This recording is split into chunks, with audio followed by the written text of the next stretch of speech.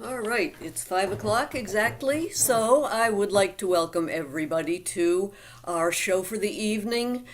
We are going to be supporting the Blue Ridge Abortion Fund this evening, and we have a wonderful lineup of musicians who have. All right, it's 5 o'clock exactly, so I would like to welcome everybody to our show for the evening. We and will be starting the evening with a short story from me about my experience with abortion.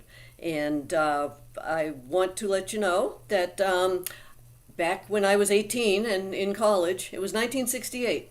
I met a boy at the dining commons where we both had a campus job, and I liked his attention, so we had sex.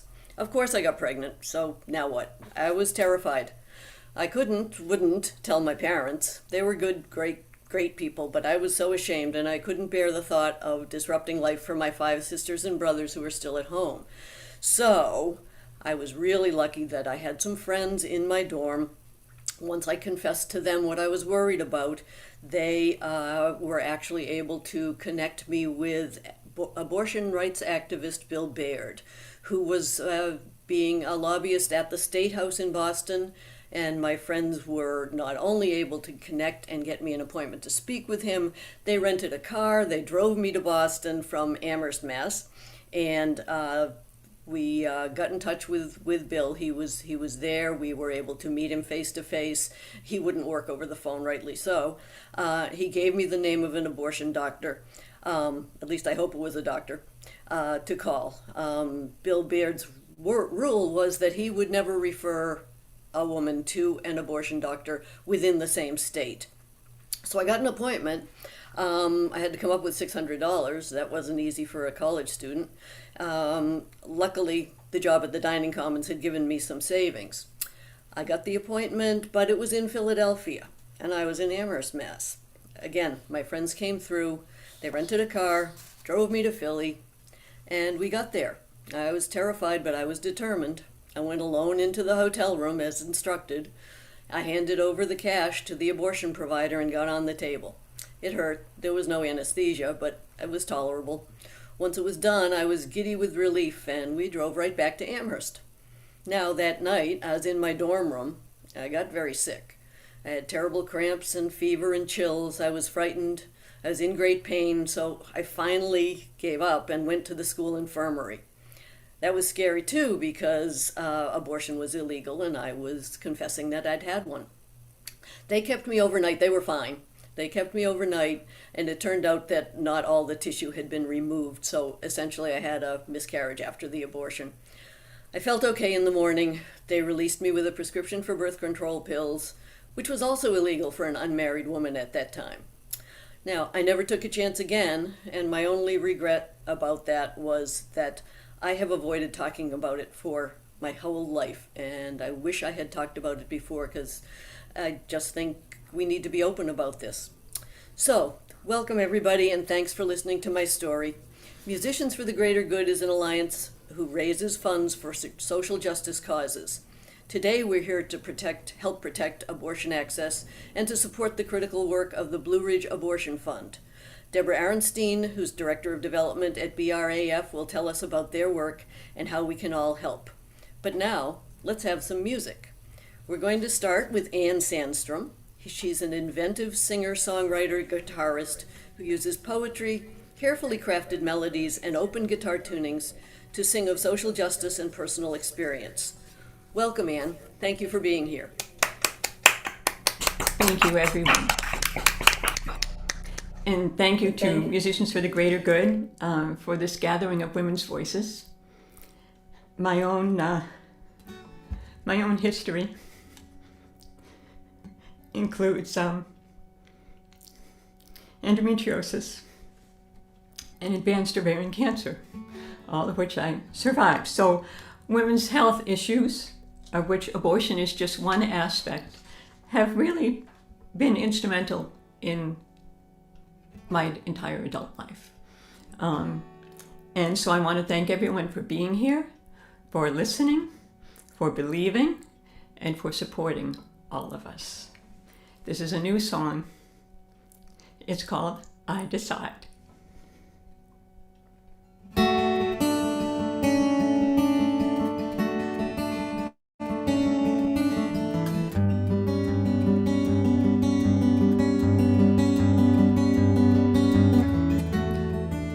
It was unplanned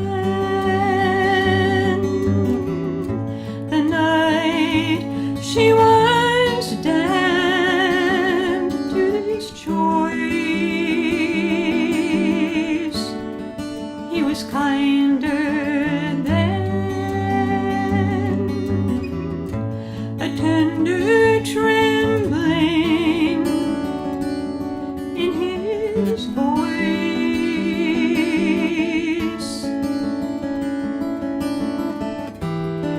When he heard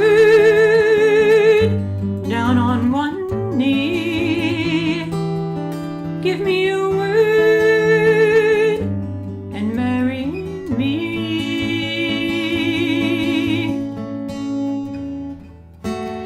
Shaking her head, she cried, you might mean well, but I decide.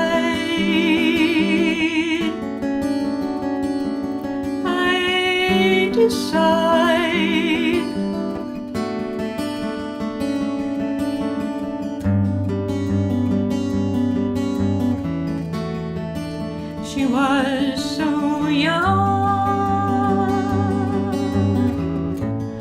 when her life came undone.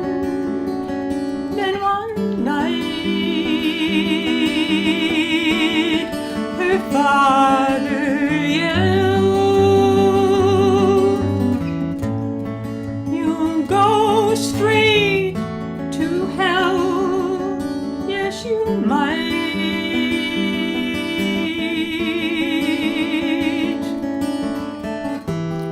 Here's what you'll do, you'll see it through. You'll be a bride with a child inside. Shaking her head, she cried, you might mean well, but I decide.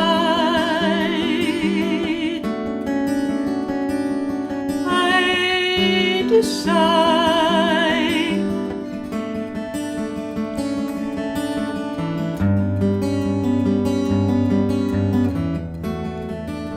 The day arrived with picket lines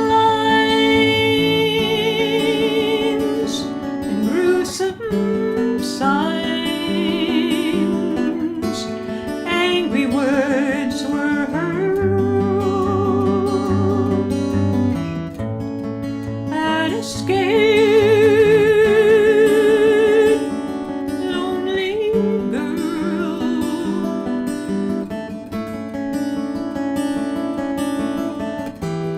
Holier than you, we knew what to do. You'll give it away, you have no say.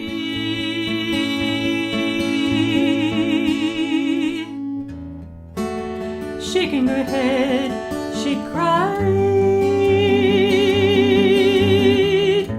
you might mean well, but I decide. I decide.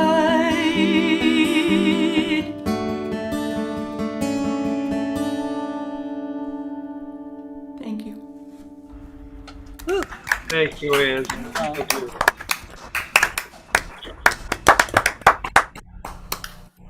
Do you have a second one for us, Ann, or is that good?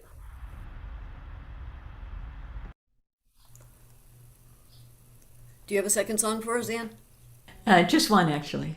Okay, wonderful. That was beautiful. Thank you. Thank you very much. Now we're going to hear from Steve Descano. We're lucky to have Steve join us today. He's a West Point graduate and a former U.S. Army helicopter pilot who currently serves as Virginia's attorney for Fairfax County. He graduated with honors from Temple Law School in 2010, and since being elected to the Commonwealth's attorney for Fairfax County in 2019, he's instituted major reforms to the county's criminal justice system by refusing to prosecute people for simple possession of marijuana, ending cash bail, expanding diversion programs, creating grant programs to help fund community-based victim support organizations, and most recently vowing to never prosecute a woman for making her own health care decisions. Welcome, Steve. Thank you for being here. Thank you so much for having me. I am really honored to be a part of such a wonderful event, going to support such a wonderful organization. Quite frankly, it is really fitting, I think, that this event is based around music, because when you think about the history of social justice movements and social justice fights, there's always been a strong connection with the soundtrack to those fights. We can think all the way back to, Woody Guthrie, Bob Dylan, Mavis Staples. There is a history of connecting music to a fight for social justice, and we cannot forget or ever forget that this is a fight.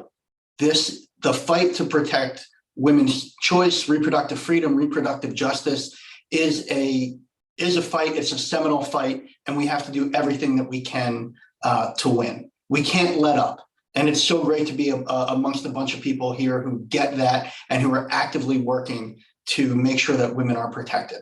Because I don't think that a lot of people really truly grasp what the Supreme Court has unleashed here. From a criminal justice perspective, think about what it would take to enforce a regime of government mandated pregnancy. We are talking about if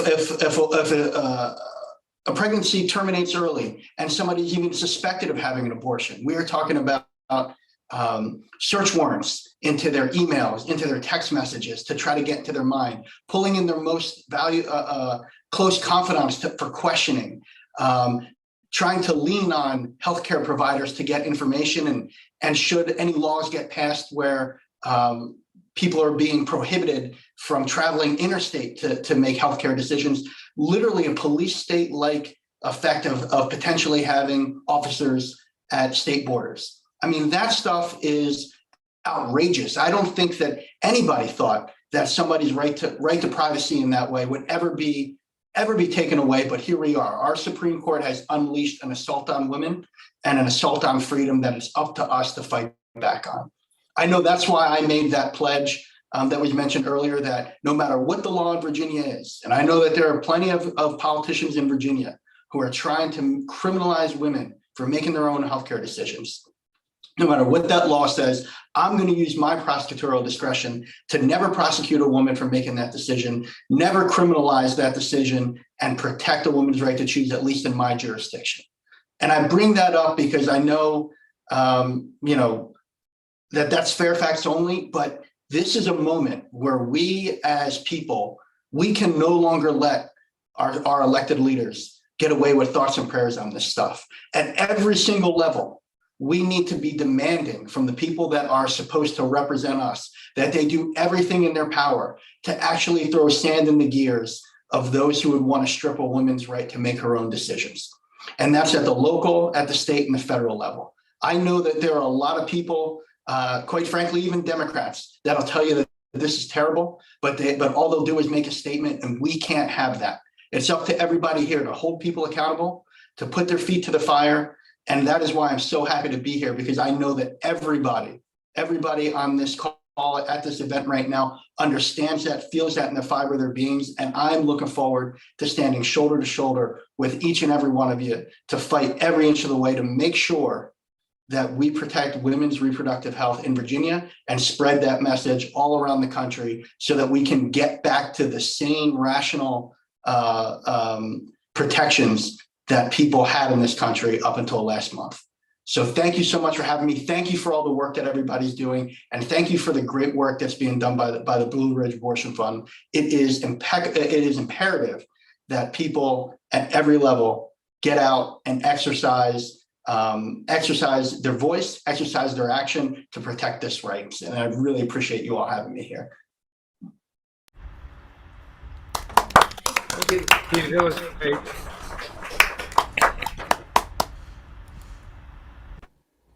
Okay, now, thank you so much, Steve. That was a very powerful statement that you made, and thank you for your courage in standing up to the governor and whatever else that you have to do to make sure that we can retain these rights. We appreciate it. And now we're going to Annie Capps. Annie and Rod Capps have established themselves as well-respected songwriters, musicians, and performers, with 3 albums topping the Vogue DJ charts and a 2-time Carville New Folk finalists. The Capps sound blends diverse styles to create a fresh and unique amalgamation, all while sticking to their narrative, songs about broken things, and poignant little ponderings. Annie's new solo project features a supporting cast of 40-plus women singers, musicians, and engineers. It's called How Can I Say This? Let's welcome Annie. Thank you for being here, Annie and Rod. Hey, Eddie, Ron. So great to see you. Thank you so much, and thank you, Neil, for inviting us to be a part of this. This is a cause that I believe in deeply, and I don't think we can talk about it enough. I'm going to play a couple songs off that project that Kathy just mentioned. One sort of leads into another and sets the stage, but I think it speaks to the idea that this topic is so taboo to talk about, and that I know that my life would look very different right now if it hadn't been for Roe v. Wade. So.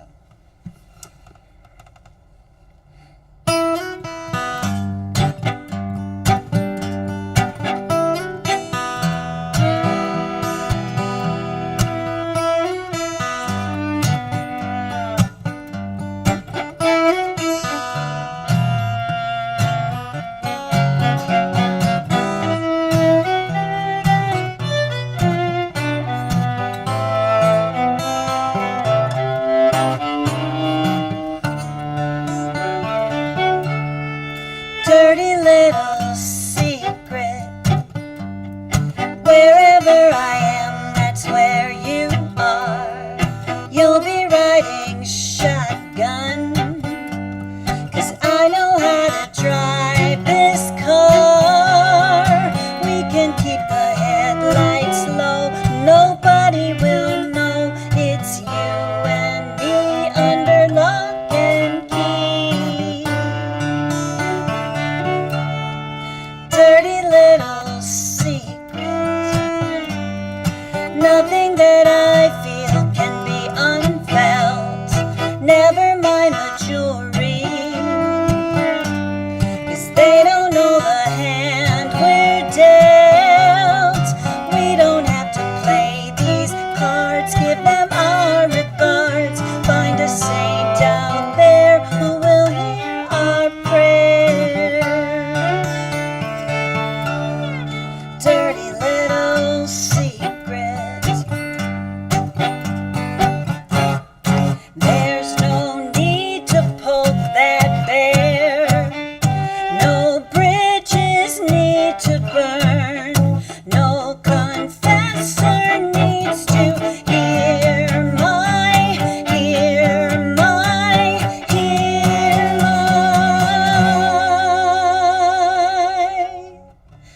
dirty little secret. Carried all the way to the grave. We don't have to worry, 'cause on our headstone they've written, herein lies the loving daughter, wife, sister, and friend who led a beautiful life. Dirty little secret.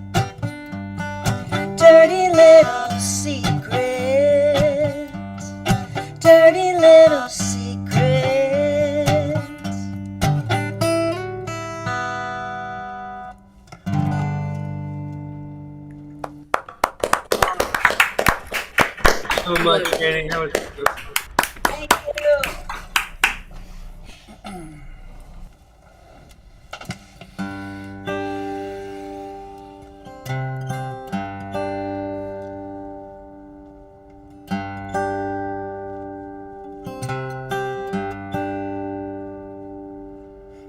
The walls here are the color of shame. No one waiting has a name. We carry someone else's blame. We are the silent.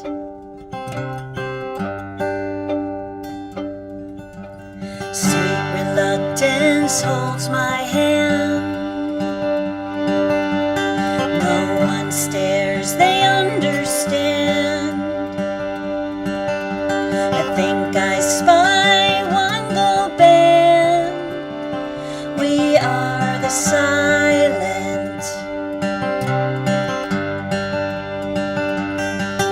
Unspeakable, unspeakable.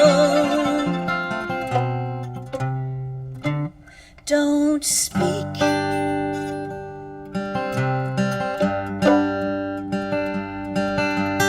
Plastic flowered windowsills,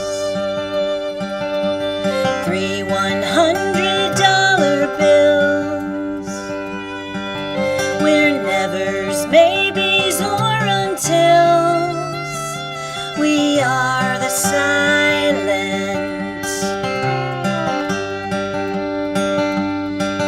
The scent of choices poorly made.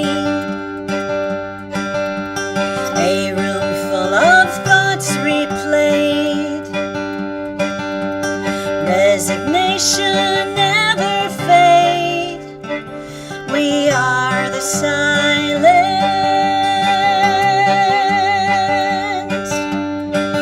Unthinkable, unthinkable. Don't think.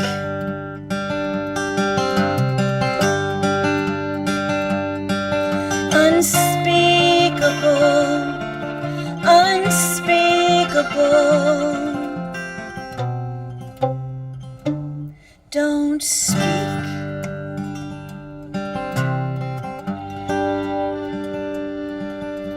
The chance to ever see your face. I have come here to erase. Without a sound, without a trace, you are the silent.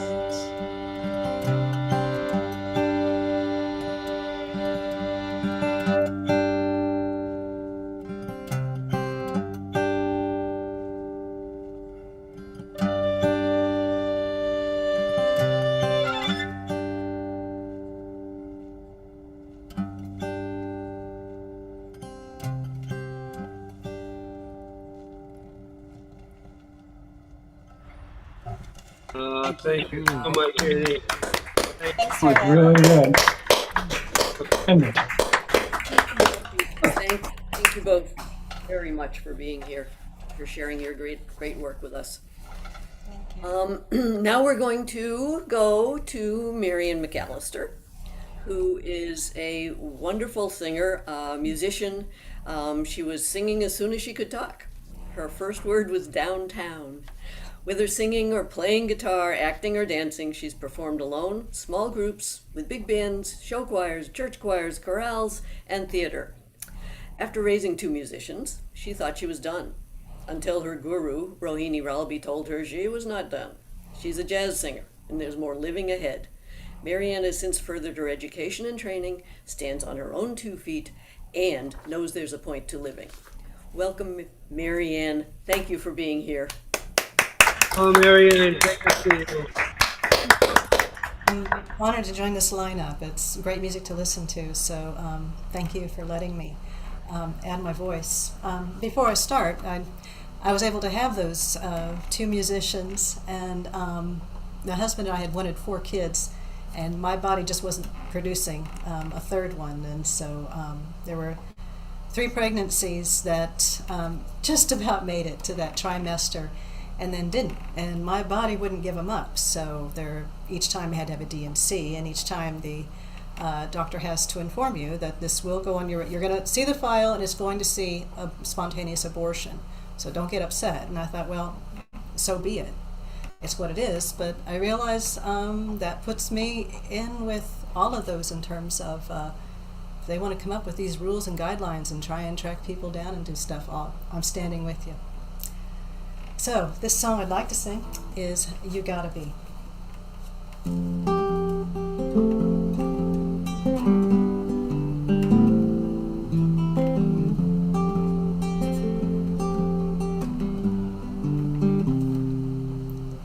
Listen as the day unfolds, challenge what the future holds, try to keep your head up to the sky. Lovers, they may cause you tears, go ahead, release your fears, stand up and be counted, don't be ashamed to cry. You gotta be bad, you gotta be bold, you gotta be wiser. You gotta be hard, you gotta be tough, you gotta be stronger. You gotta be cool, you gotta be calm, you gotta stay together. Oh, I know love will save the day. Herald what your mother said, read the books your father read, try to solve the puzzles in your own sweet time. Some may have more cash than you, others take a different view.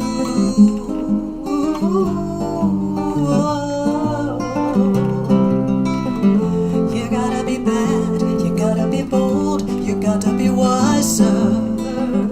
You gotta be hard, you gotta be tough, you got to be stronger. You gotta be cool, you gotta be calm, you got to stay together. Oh, I know love will save the day.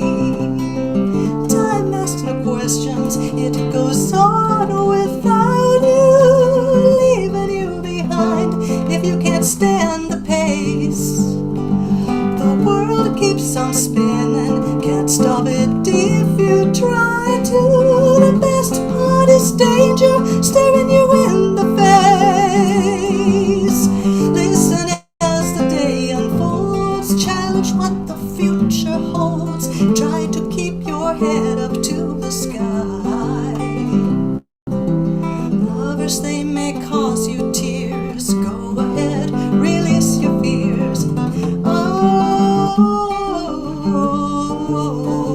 you gotta be bad, you gotta be bold, you got to be wiser.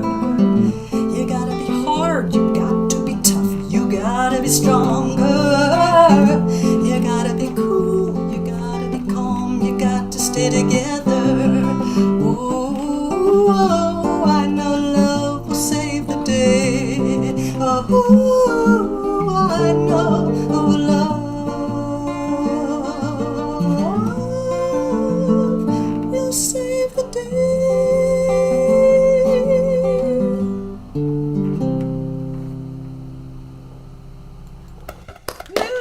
Thank you, Marianne.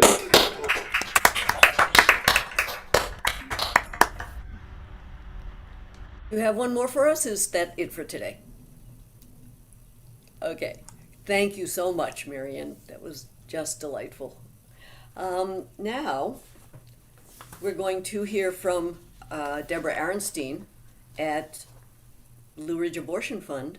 But first, I'm going to remind you how to donate to Blue Ridge Abortion Fund, since that's one of the main reasons we're here. To donate during or after the concert, go to the musiciansforthegreatergood.org website and just easily use the donate button that's there, right? You can't miss it.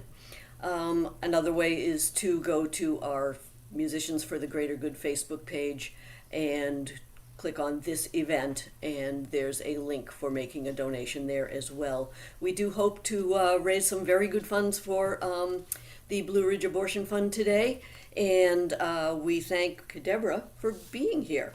And I'm going to first announce Nikki Barnes, who is our newest member of Musicians for the Greater Good, and she is going to introduce Deborah for us. Thank you, Nikki. Well, yes, we'd figure we'd let Kath rest her voice for a moment, subject you guys to my less eloquent speech. So Deborah has been the Director of Development for the Blue Ridge Abortion Fund since December of 2020, but she's worked to expand abortion access for decades. She was the Director of Development for the Virginia League for Planned Parenthood for 5 years, where she helped ensure individuals had full autonomy over reproductive choices by raising funds to support their full spectrum reproductive health care clinic. From there, Deborah joined the staff of the YWCA of Richmond, supporting people fleeing domestic violence or recovering from sexual assault, as well as funding for their preschool for children whose families were experiencing homelessness. She is proud to support the work of Blue Ridge Abortion Fund with their fundraising experience, helping them move more than $600,000 in abortion funding to over 1,800 callers in 2021. Deborah firmly believes that individuals are the best decision makers for their own lives, and her work with the Blue Ridge Abortion Fund allows her to express that belief in the world at a time when defending personal autonomy is more important than ever. So enough from me. Without further ado, here is Deborah Ehrenstein. Thank you so much, Nikki. Thanks everyone, making sure I'm unmuted. I am Deborah Ehrenstein. My pronouns are she, her, and I am the Director of Development for the Blue Ridge Abortion Fund. I want to thank Musicians for the Greater Good for reaching out to us back in early June to support abortion access through this concert. I really appreciate y'all's patience as we navigated the SCOTUS ruling overturning Roe on June 24th, and as our fund, like so many others, became overwhelmed with requests for our time. So thank you. You've done a lot of work on our behalf, along with all of these artists donating their time and talents today, and for that we are really grateful. So for those of you who may not be as familiar with the work of abortion funds, I'll give you a brief overview of our work. We began funding abortions in 1989 when a group of Charlottesville National Organization for Women volunteers were tabling at a county fair, and someone asked them if they could help raise money to pay for someone's abortion. So they put a pickle jar out on the table. People put their dollar bills in there, and they were able to raise enough money for that one person's abortion and have some left over. And from that mutual aid grassroots effort came the birth of the Blue Ridge Abortion Fund. And ever since, we've been raising money from community members to help other people pay for their abortions, because without access, the right to abortion is meaningless. So today, the fund provides about $13,000 per week in funding to callers from or traveling to Virginia for their abortion. Those funds are often expended by the end of the day on Monday. Folks typically find us by calling a clinic and making an appointment. And when they're not able to pay the full cost of their abortion, the clinic will refer them to us. Our intake staff provide guidance, support, and a listening ear.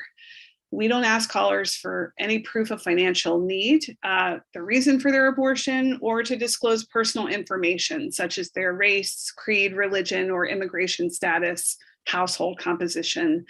We trust that people ask for what they need, and we are committed to providing that to them. So even before the overturn of Roe on June 24th, many people were not able to access abortion based on their zip code or the size of their bank account. Many states had restrictions in place that made abortion access incredibly difficult. Waiting periods, mandatory ultrasounds, parental consent, plenty of laws that made abortion access really challenging, especially for people with limited resources and other children who needed care. The fund has always provided not just abortion support, but funds for travel, for lodging, meals, and childcare. Our focus is supporting callers in any way that helps them get to their appointment to get the care they need. So there are about 90 abortion funds across the United States. Some have had to pause their operations since the Roe overturn because they're assessing the legal and practical risks that are now associated with supporting access in those states. Abortion funds are a collaborative network of grassroots organizations that understand this landscape as it changes, often on a daily basis. And they also understand what it takes to move people to a clinic that can then support them. Funds will often pool their dollars, especially when they're funding a later gestation procedure that can cost from $2,000 to $12,000 or even more sometimes, especially when you add expenses for travel, lodging, and other practical needs. So, what is the impact of overturning Roe for people seeking abortion care? Well, overturning Roe means farther travel, more complicated logistics, more money. It means that the people who are most impacted by abortion restrictions and whose bodies are already over-policed, our Black, Brown, Indigenous, and queer community members, will face greater scrutiny of pregnancy loss, and they'll have a harder time accessing care. The harm doesn't end with just abortion. This Supreme Court, built on and furthering white supremacy, and is coming for contraception, for LGBTQ+ rights, and for immigrant communities. It has already dealt blows to voting protections, the movements for abortion, for LGBTQ+ rights, and for racial and migrant justice are intertwined, and they're in solidarity with one another. Our liberation is all tied together. So many folks have expressed their anger, their sadness, and their interest in doing something right now about this disastrous ruling. So here's a few things you can do right now. Number one, find the community that is doing the work you think is important. Abortion funds and practical support networks have decades of experience getting people to their appointments. Connect with them. Also, be patient with us. We're managing a lot right now. Number two, donate. Just like we're doing tonight, become a one-time or even a monthly donor to an abortion fund or practical support organization. This is a long game. It will take years, and we need people to invest in this work over time. Talk about abortion. We've heard some really deeply personal stories tonight. Abortion is incredibly common. Between 1 out of 3 and 1 out of 4 people who have the capacity to become pregnant will have an abortion. We say everyone loves someone who has had an abortion. Eliminating stigma, as many of these songs have done, is a critical part of this movement. And there are a number of organizations that uplift abortion storytelling, including We Testify and Shout Your Abortion. They're all on the social networks, and you can find them there. The last thing is to write down how you feel today. This is a very long game, as I mentioned, and you'll need to find this feeling as the years go by, and it will be years. You'll also need to rest and set aside your anger and your sadness for your own well-being, and that's okay. Take the time so you can come back to it with clarity and with energy. In the words of abolitionist Mariam Kaba, let this radicalize you. We take care of each other. Thank you all so much. Thank you so much. Thank you, Deborah. Deborah. Powerful work that you're doing. Thank you so much for doing it. We will hear from Deborah again before the show is over. We'll have a Q&A session at the end of the show. Right now, I'd like to introduce Judy Neal. Judy has been playing music since her mother handed her a ukulele at the age of 8 when her family moved to Hawaii. She picked up guitar at 14, just when folk music was coming into its prime, and wrote her first song at 15, has been crafting songs ever since. Her first CD is titled The Journey, and features special guest artists Bill Staines and Stacey Phillips. Judy and her husband Ellis Ralph are a duo called Good Medicine, and Judy is also the bass player for an all-woman band called She's Us. And we welcome Judy, and thank you for being here with us and sharing your talent and your time. Thank you, Judy. Thank you, Kathy. And thank you all for your stories and your music. And I can also say, me too. Me too. This song is called Last Rites for Abortion Rights. I wrote it a couple of weeks ago, so forgive me if I stumble over some words. I was changing words like an hour ago, so it's as new as could be.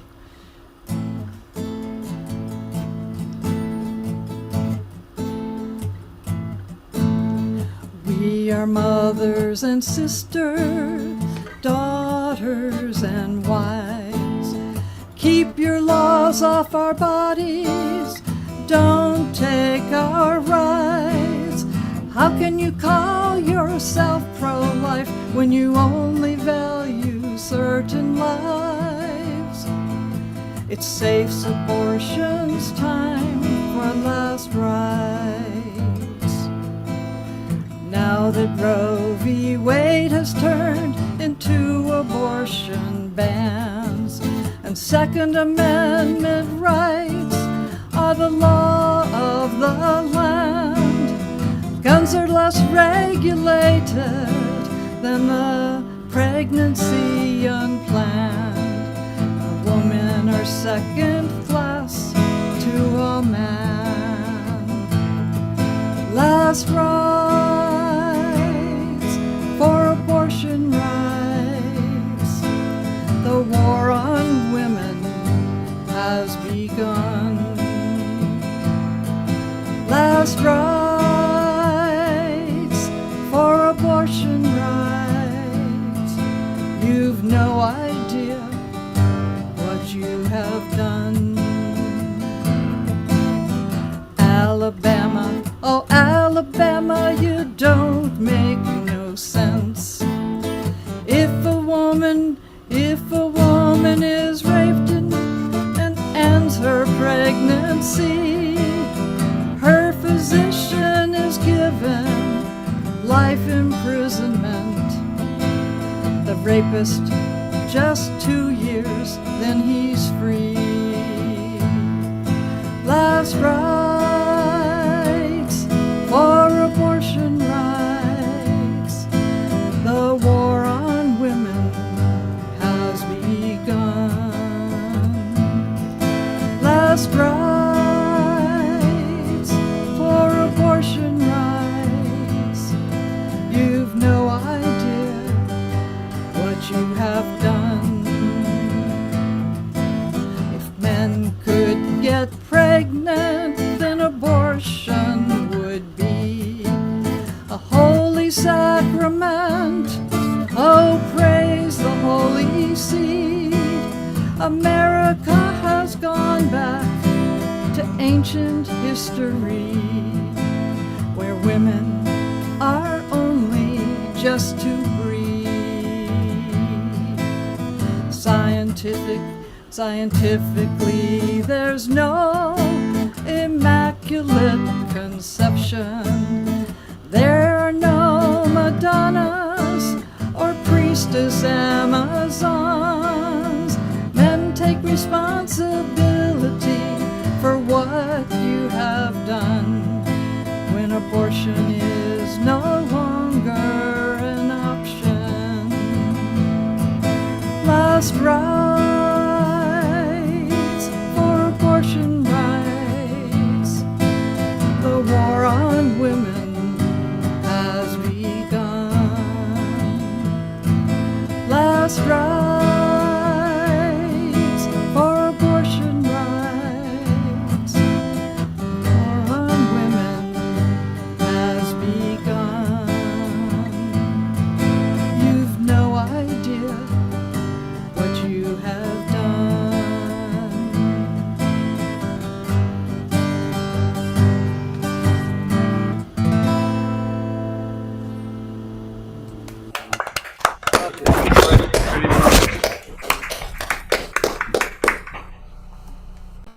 Another one? Yes, I wanted to do one that was more about women's resilience after having some way to express some of my anger and my fear in that last song. And this is a song called Women Pioneers. My sister, my sister, my sister, sweet Marie, my best friend, my godsend, you are the world to me. You are my inspiration, and I try to be yours. We walk the wild ways of the women gone before.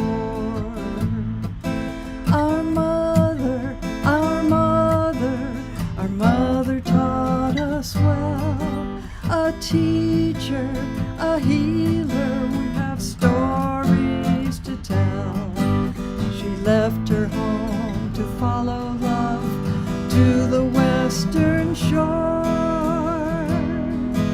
She walked the wild ways of the women gone before. We come from a lineage of strength. We come from those who face their fears. We come from blood of kings and queens. We are the women pioneers. We are the women pioneers. Grandmother, grandmother, grandmother worked the land. She still kept working when she lost her man. Even in her 90s, this woman knew the score. She walked the wild ways of the women gone before. We come from a lineage of strength. We come from those who face their fears. We come from blood of kings and queens. We are the women pioneers. We are the women pioneers. Though we may not remember all of their names, we still have their stories running through our veins. We come from a lineage of strength. We come from those who face their fears. We come from blood of kings and queens. We are the women pioneers. We are the women pioneers. We are the women pioneers.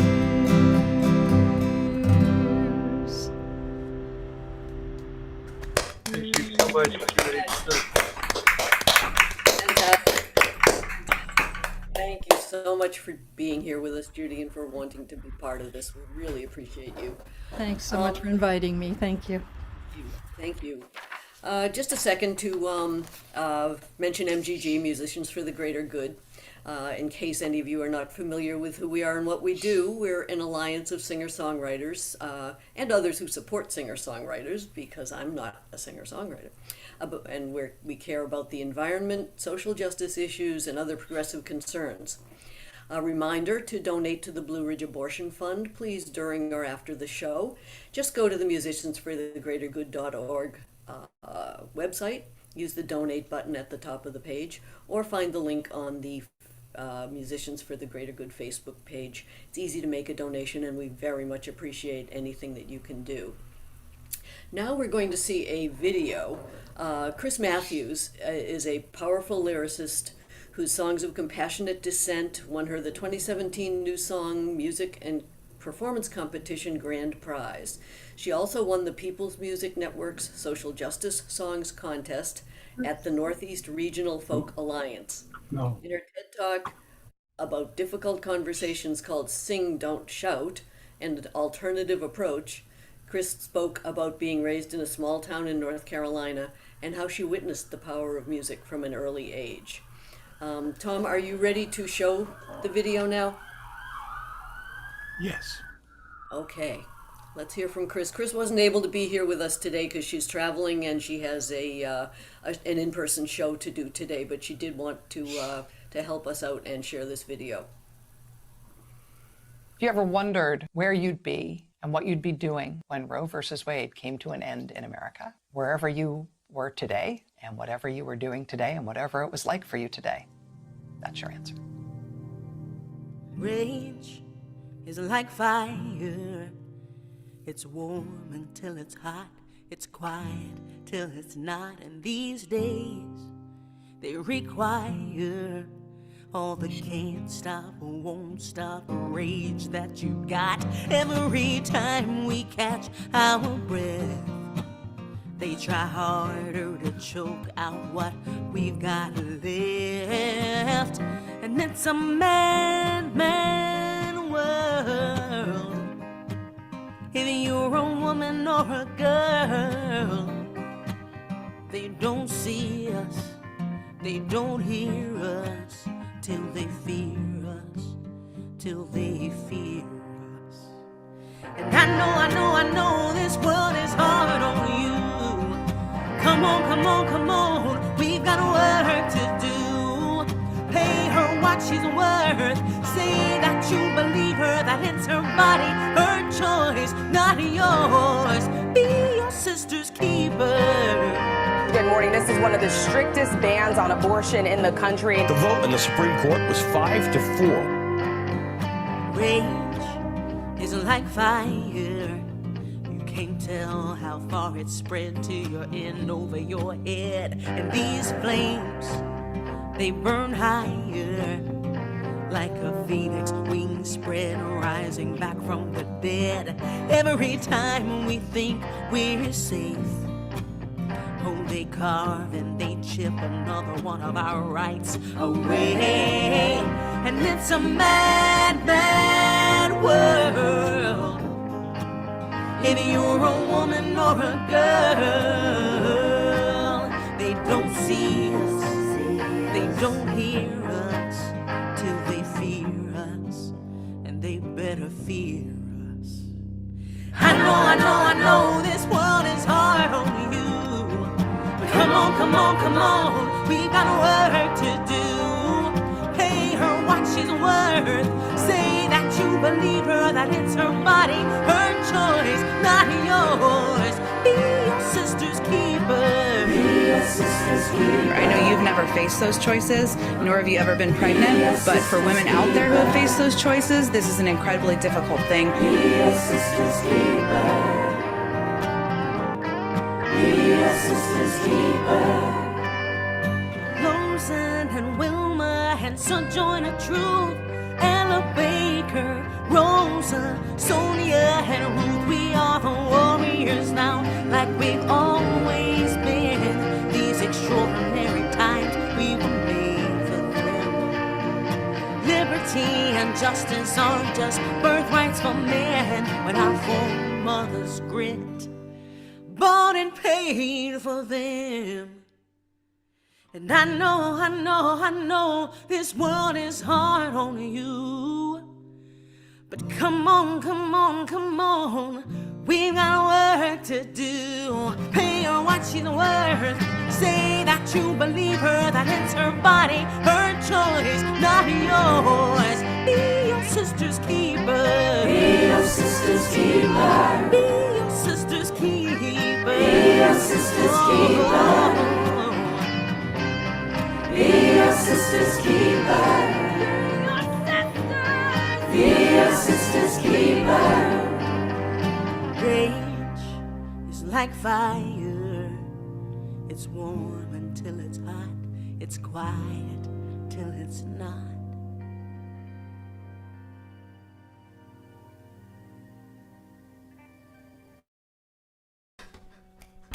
Wow. Oh, that was so beautiful.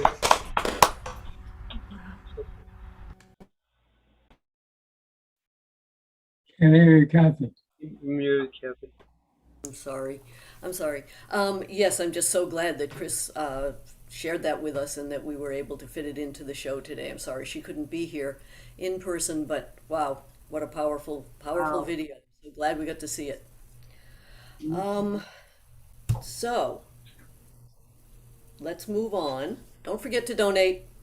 Say that over and over again. Don't forget to donate. Blue Ridge Abortion Fund. It's doing really important work, especially after just seeing that video. We know how important it is. So we're going to move on now for more music, and Tret Fury Her career spans 50 years of award-winning music. She started as the guitar player for Spencer Davis back in 1971. She released her first album in 73 on MCA Records, and she was produced by the late, her record was produced by the late Lowell George of Little Feat fame. She's just released her 17th album, Stone by Stone. Material in that ranges from folk to blues to jazz to rock, with her retro song Across the Room. Tret teaches songwriting and guitar, has her own cookbook, and paints pet portraits on commission. Let's welcome Tret. Thank you for being here. Thank you, Tret. Thank you so much. Thank you for inviting me. I'm coming to you from Newport News, Virginia, and I so appreciate the work that the Blue Ridge Abortion Fund is doing. Please, as Kathy mentioned, somebody's not muted.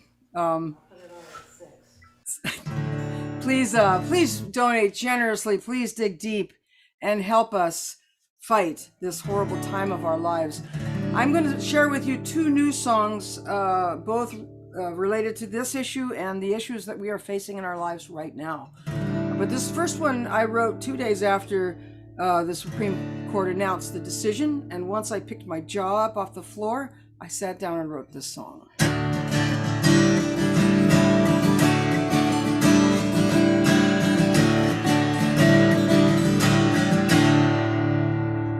It's my body, it's my life, it's my choice on my own time.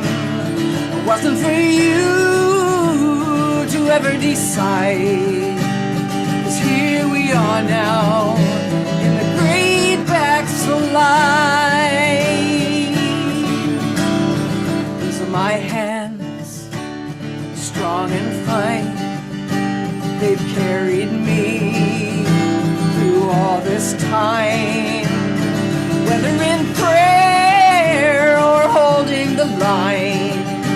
They can't be tied to the great backslide. Don't presume you have an answer. In my world, you're not a dancer. You see things in black and white, mostly white, mostly white. So sure you're right. These are my thoughts, these are my dreams. Through all this time, they carried me. Whether in solitude or side by side, we can't succumb to the great backslide. Don't presume you have an answer. In my world, you're not a dancer. You see things in black and white, mostly white, so sure you're right. It's my body, it's my right, it's my choice on my own time. It wasn't for you to ever decide, 'cause here we are now in the great backslide. Whether in solitude or side by side, we can't succumb to the great backslide.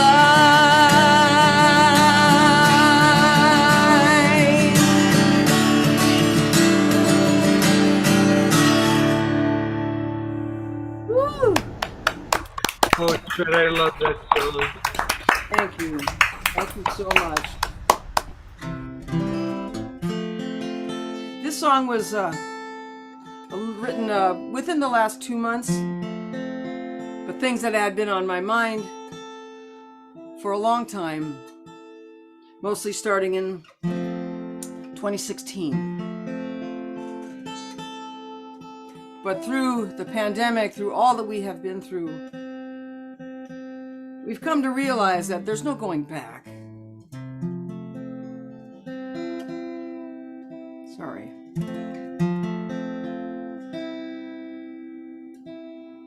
There's no normal anymore. And that's what inspired this song. It is new. I need to look at my lyrics just in case. And this song is called It'll Never Be the Same.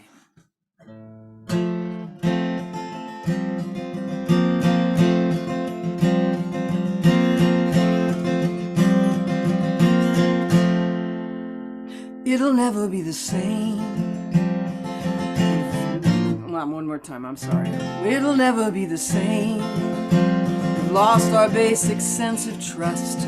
Our wheels are churning up the dust, trying to get back all that we have lost. It'll never be the same. The world is on a different course. Nothing about it can be forced. Nothing we can even endorse. It'll never be the same. But we can make something new. It's what we're here to do.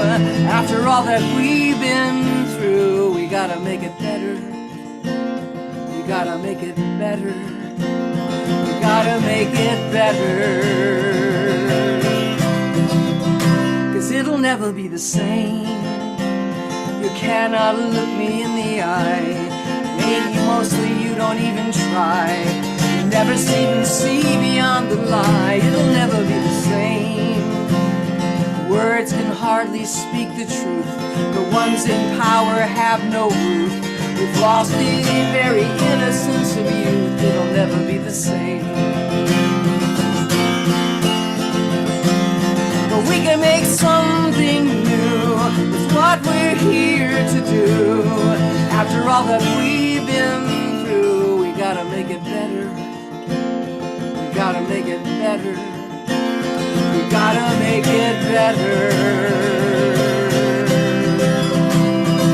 What to do, what to do, what to do. We can shoulder a new way through. 'Cause we're strong enough, we're brave and we're bold. And now it's time to come in out of the cold. 'Cause it'll never be the same. Something here has almost died. It isn't safe to be inside. There doesn't seem to be a place to hide. It'll never be the same. We need to rise before we fall. There is no sense of protocol. We're spinning wildly out of all control. It'll never be the same. But we can make something new. It's what we're here to do. After all that we've been through, we gotta make it better. We gotta make it better. We gotta make it better. 'Cause it'll never be the same. We gotta make it better. We gotta make it better.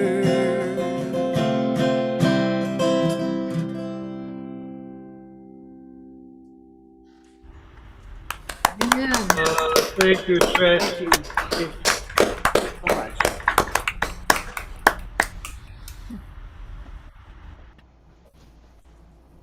You have a second song for us? That was the second song. I'm sorry. I knew that, sorry. Okay, so, again, please, please, please donate what you can, donate if you can. We're glad you're all here listening to us and participating with us and hearing these important messages. And right now, we're going to move to Cece Outerly for her songs. Cece is a songwriter, singer-songwriter with a range of influences drawn from folk rock, blues. Cece relocated from northern Colorado to the Boston area. And we got to know her through open mics, and we're really pleased to know her. She says, "I'm enthralled with the local music and open mic scene, and I have literally and figuratively found my voice since I moved here. CeCe's songs use stories and a splash of humor to eliminate social justice issues. Please help me welcome CeCe Eberly. Hey, everybody. Great to see you. Thank you. Thanks so much for having me. A little rusty on my virtual show, and Tret's stuff was so great. I can't believe I have to follow that, but it's wonderful. I've heard so many inspiring things. I'll hold up. I'm a trans woman, so the world of body autonomy is very dear to my heart. As somebody said earlier, these issues all overlap and intersect. And I would always point out, I'm sure many of you are aware, I'm CeCe Eberly, she, her, and I know lots of people, and not every person with uterus identifies as a woman, and it's just important to remember that. People of all kinds of identities. I'm a woman without a uterus, and I know many men who would say the same. So it's an everybody issue, and the overlap between, as we said, LGBT. One of the first songs I was going to do was called "When the Levee Breaks," but make that connection. But I don't think I'll do that. Anyway, this is what I wrote for this. It's brand new. The lyrics are minutes old. It's got scraps on it, but I'll struggle through the best I can. It's kind of a modern day Romeo and Juliet, possibly.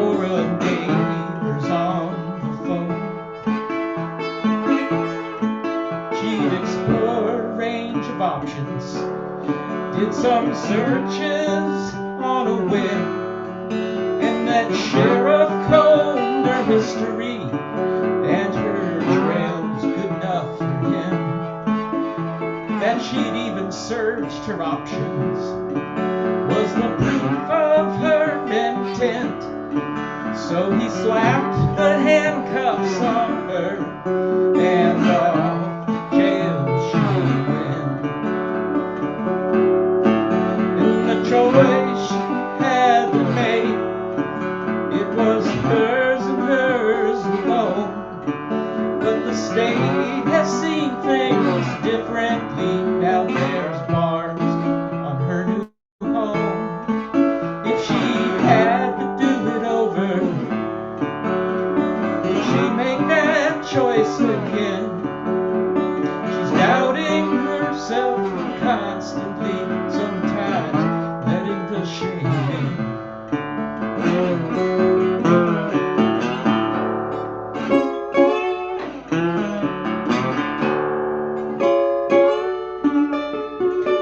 Now she's a criminal. Her prospects are quite dim, but she's serving her time stoically. She would not lay the blame on him. She believes that she still loves him. One day his heart will come around. He's running free, and she counts the day to the lonely prison sounds.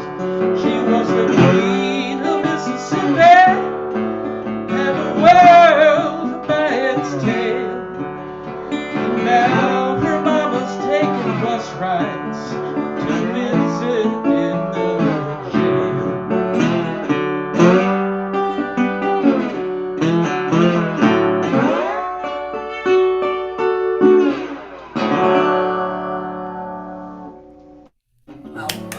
Thank you, Cece.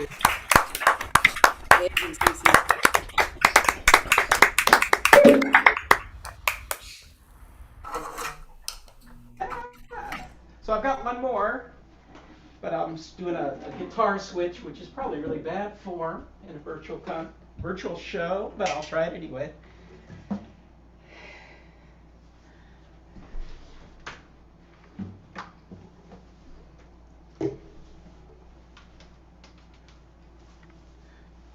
All right, this one's a little more uplifting. It's a song that I already had. At a certain point in my life, I got in the car and I drove out to New Mexico and started working in picture frame shops. And I met some super inspiring Native American artists.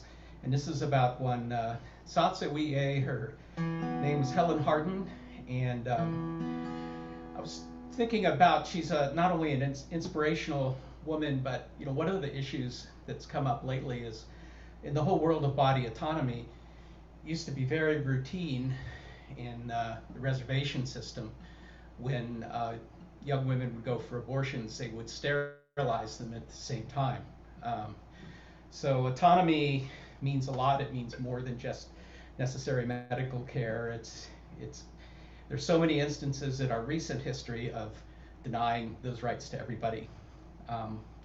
But this woman has always been a great inspiration to me. It's called Changing Woman.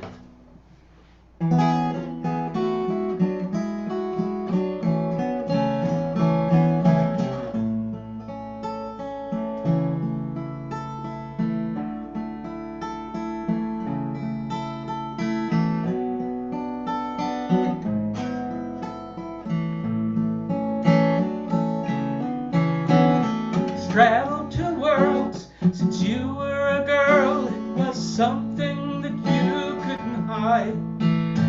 No time for reflection. You got direction and escape from that voice deep inside. In the shadow of fame, you sought the same, but on terms defined only by you. It took a while. You found your style. It was something exciting and new. Changing woman, oh how you changed me. Line and color, timeless,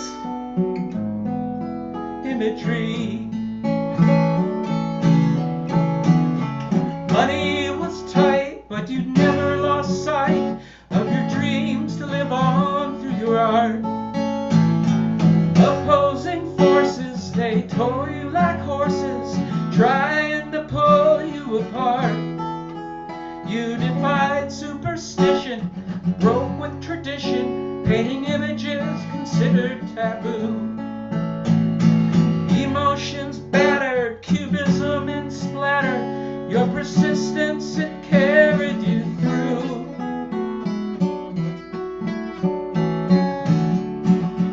I was rudderless, just 22, framing other people's dreams when I met you. And I heard your life story and all you went through. Learn that believing a dream is what makes it come true.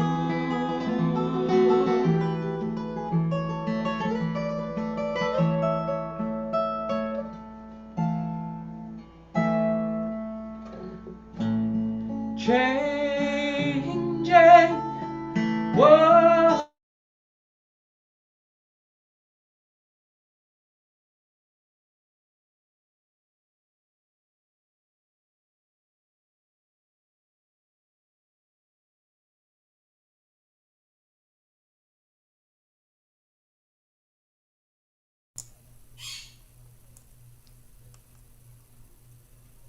Looks like Thank Cece you. is frozen. Yeah. Oh dear. I was just hoping she'd come back. Finally found fame, but from that bright flame came the news that the end was at hand. But when you got word, you worked undeterred, 'cause you still had so much to say. You didn't slow down, because you found when you painted, the pain went away.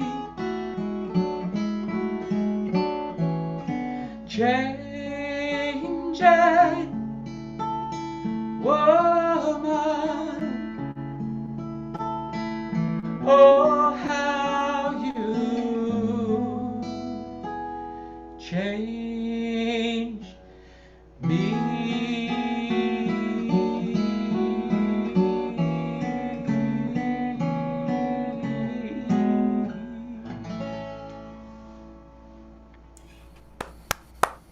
Thank you. Wonderful songs.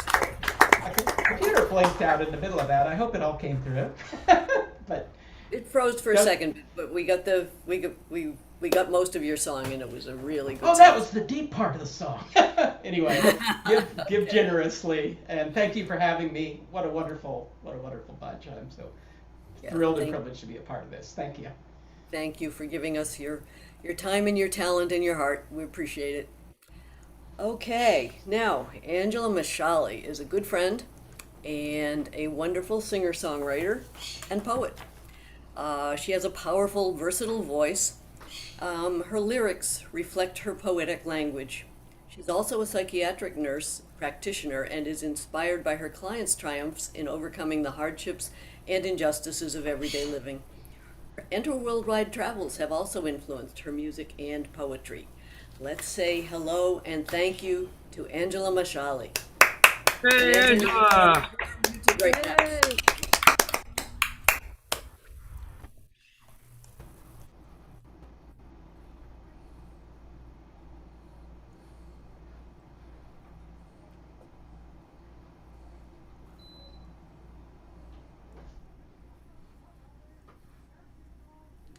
You're still muted, Angela.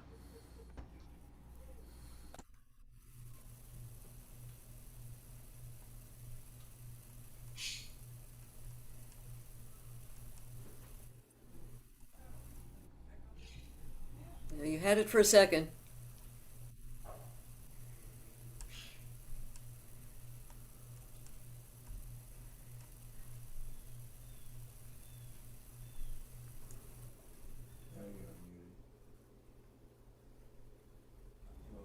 Okay. Thank you, dear. Ready? Yep.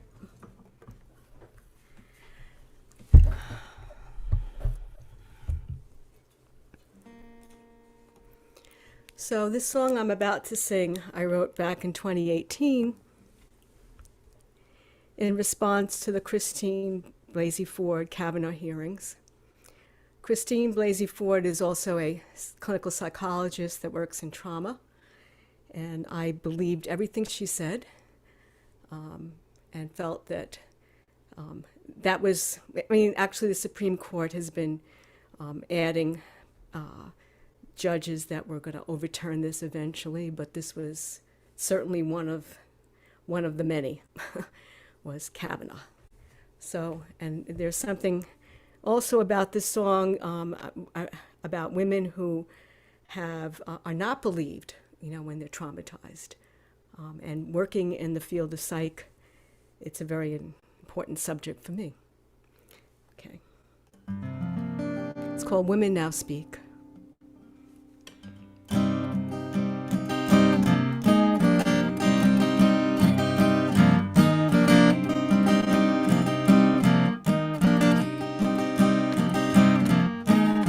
I didn't tell you 'cause I didn't think you'd believe me, or worse yet, you'd minimize my pain, blaming me for your indiscretions, for your lustful actions, for your own gain.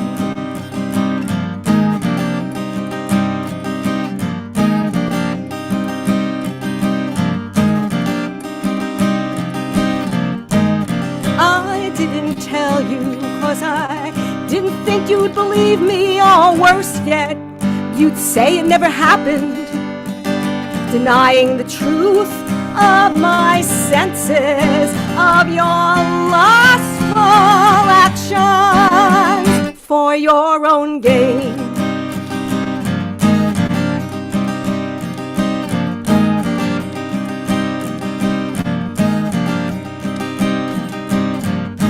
Woman, now speak. The floodgates have opened.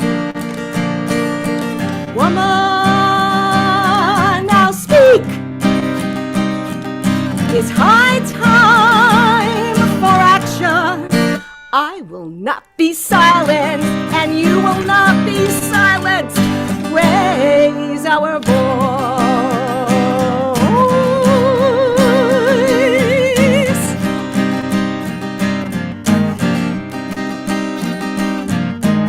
I didn't tell you 'cause I didn't think you'd believe me, or worse yet, you'd twist my pain to shame, blaming me for your indiscretions.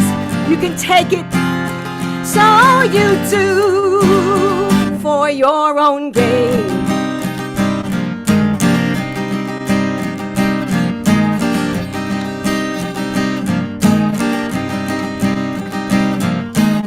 My precious body is mine to decide who can touch me.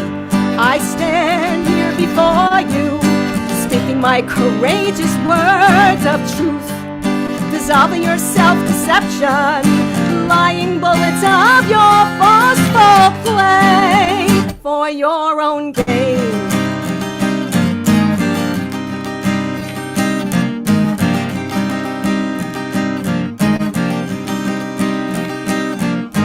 Woman, now speak. The floodgates have opened. Woman, now speak.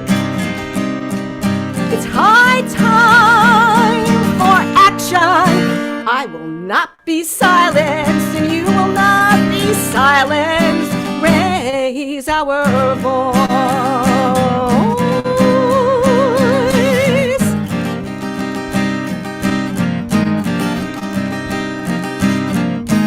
Raise our voice.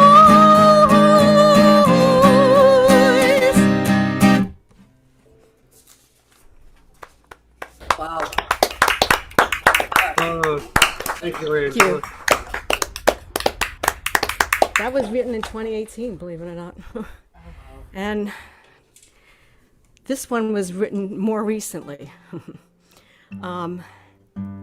Again, my work involves dealing with situations, all kinds of situations for women. And this is a song that I wrote thinking back on when I worked in Planned Parenthood in my nursing rotation and hearing different stories, as well as hearing stories from relatives, friends, about situations where people seek abortions. And every situation is different. And my personal feeling is that the woman has the right to decide in her particular situation what works for her. And my body, my liberty.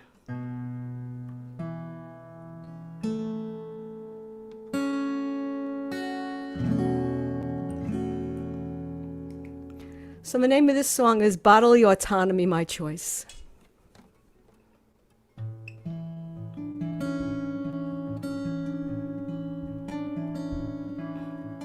Mary thinking she'll marry, wedding in Kentucky, finds herself expecting. The guy bolts, gets cold feet. See you later.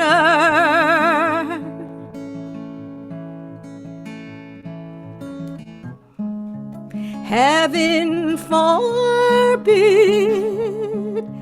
Too bad she doesn't have the means. Well, guess she'll have to grin and bear it.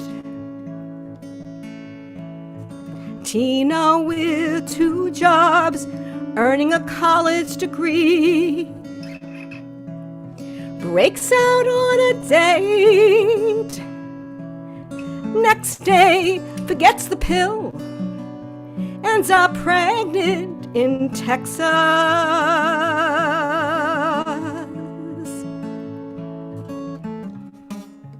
Heaven forbid.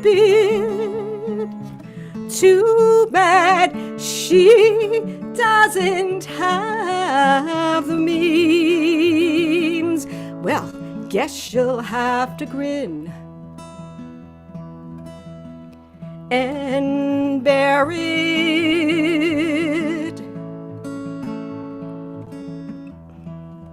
Bodily autonomy, my choice.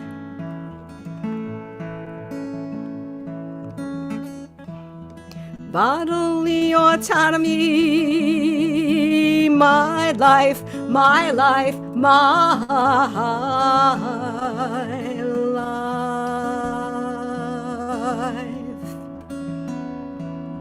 Deanna is 16, she finds herself pregnant. Supportive, her parents go with her. They fly to the Big Apple, ending all her worries.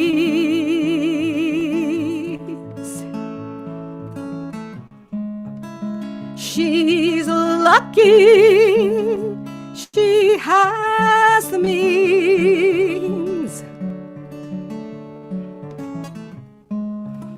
She is lucky and she's relieved. She is relieved.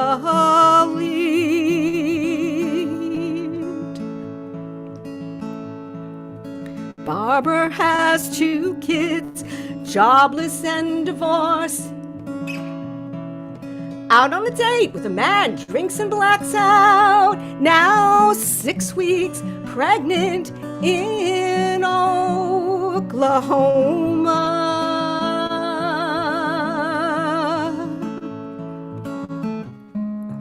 Heaven forbid. Too bad she doesn't have the means. Well, guess she'll have to grin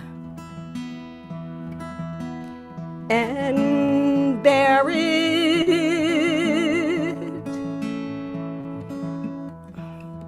Bodily autonomy, my choice. Bodily autonomy, it's my life, my life, my life.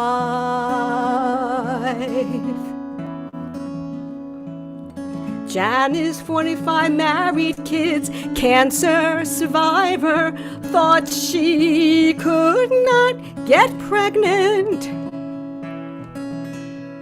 Now a doctor in Alabama, he won't help her.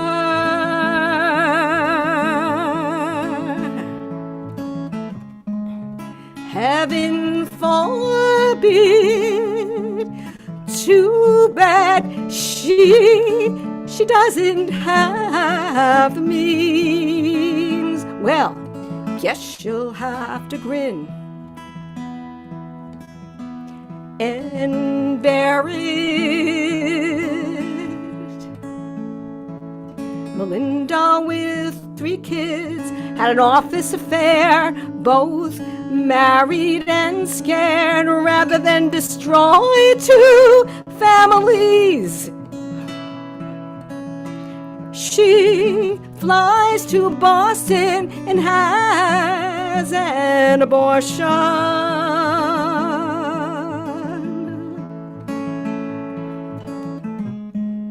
She's lucky she has the means.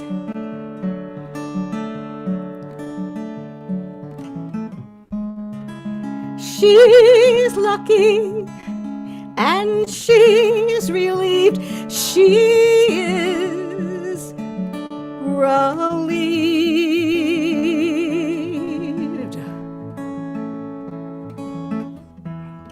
Bodily autonomy, my choice.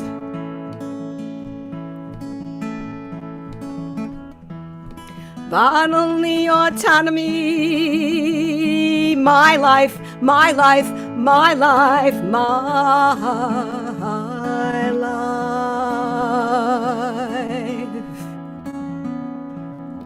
Holly on medications, a trauma history, acting out her sexuality. Emotionally unstable in the state of Mississippi.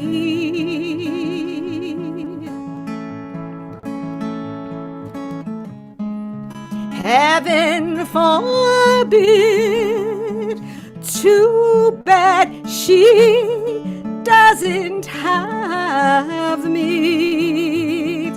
Well, guess she'll have to grin and bear it. Selena, 17, from a Christian family, unsympathetic to her needs, crosses the border to Tijuana. Abortion, less than surgical clinic, infertile now for life.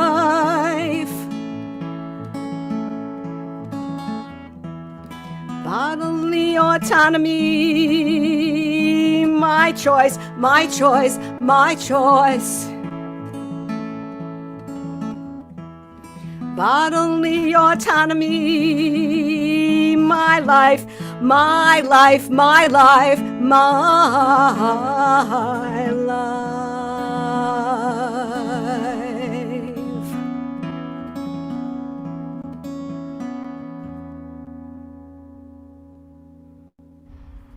Thank you. Thank you, Angela. And Excellent. Thank you. so amazing. Thanks so much for Thank you having so much. me. And it's a great event. Thank you. We appreciate you. Thank you. Now, one more reminder. well, it won't be the last one probably. Donate to Blue Ridge Abortion Fund, please, whatever you can. We're going to hear now from Cheryl Peralt, who is a poet and a spoken word artist with 2 CD recordings of original poetry accompanied by the guitar music of Steve Rapson. She has worked as an educator with people of all ages and hospice patients writing their stories of life in review. Cheryl has also hosted TV programs of poetry, story, and song. Let's welcome Cheryl. Thank you for being here, Cheryl. Hey, Cheryl. Great to see you. Thank you. And hello, great to be here. And thank you for the invitation, Musicians for Greater Good. And thank you, Blue Ridge Abortion Fund, for the work that you're doing, the brave and important work. And I noticed on the website, we got you a really important few words of message. So with this invitation to share a few poems, 2 poems for this event, I had written a poem addressing abortion back in December, but I've been moving and it's in a box somewhere and I could not find it. And this week I did research and I asked a number of women for their stories and research otherwise. And I learned a great deal from this endeavor for learning more. And I learned from one friend about thinking about not only national, but global reproductive health and care and around the world. And I learned about stories from women in Finland and India and Brazil. And I learned from a woman who had an abortion in her kitchen when she was a teenager. And I learned from a woman who worked with counseling women dealing with abortion as part of the Catholic organization back in time. I learned from women of so many stories dealing with abortion, dealing with choice, dealing with not choice, growing up in abusive foster care, lots of different perspectives. And so many, in fact, I did not write something new for this. I'm still learning, and I feel like we all need to be listening to more stories as we are today at this event, and from a lot of different perspectives. So I have worked with children and parents in psychology backgrounds and in schools. And so what I've chosen to share with you comes from work experiences and life experiences as well, and not specifically addressing access to abortion or specifically reproductive health issues, but in a way tapping into it and looking at systems also, and thinking about the words no more and about learning. And the first poem that I have to share is inspired by thinking about Eve Ensler, the activist and writer.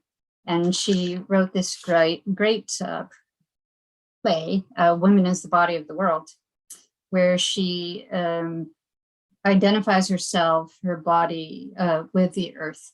And she addresses dealing with sexual abuse as a child, as well as her cancer later on in life, in association with the earth and how the earth has been harmed, and also addressing healing.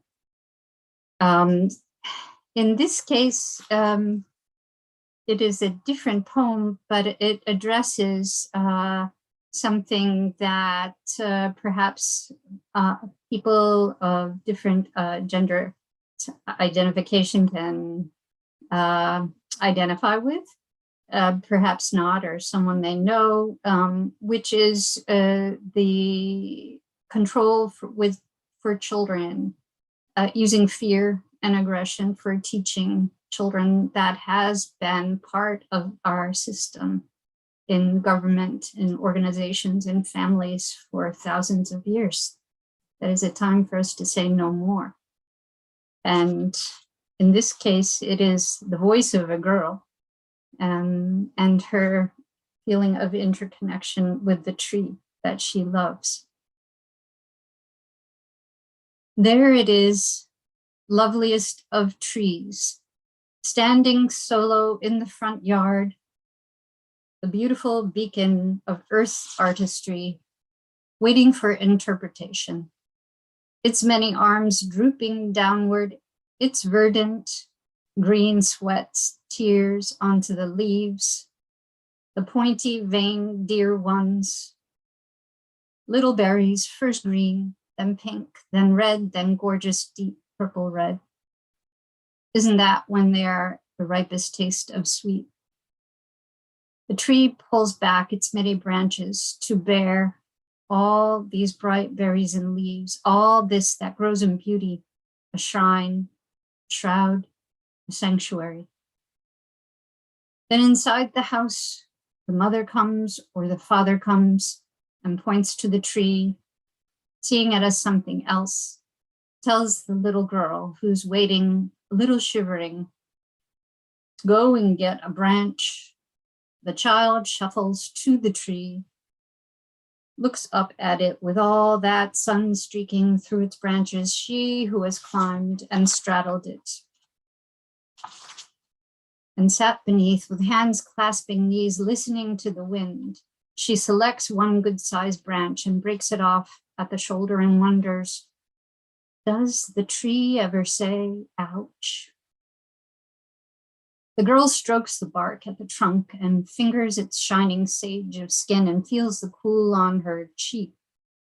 And she presses against it with her face, well knowing the balance of not wanting to rush back yet, not taking too long. She bears the branch to the one waiting inside the house, still not understanding why the branches of this sacred tree feel so ugly and mean as they snap against her. And so she closes her eyes to this and to her world for a few moments. And the tree wonders if the girl ever says, ouch.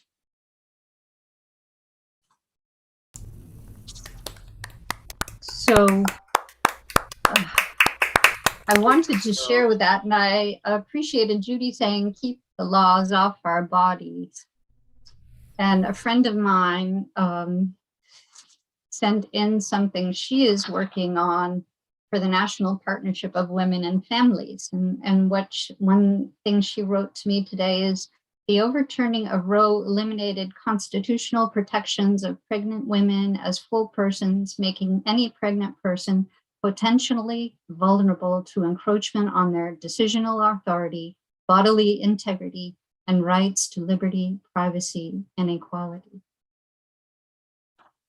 And I just wanted to add that at the end of that poem in thinking about Eve Ensler and her connection to earth, and thinking about a woman in connection to her body in a way that there is this attempt to punish women with their own bodies and their own health and reproductive systems and health.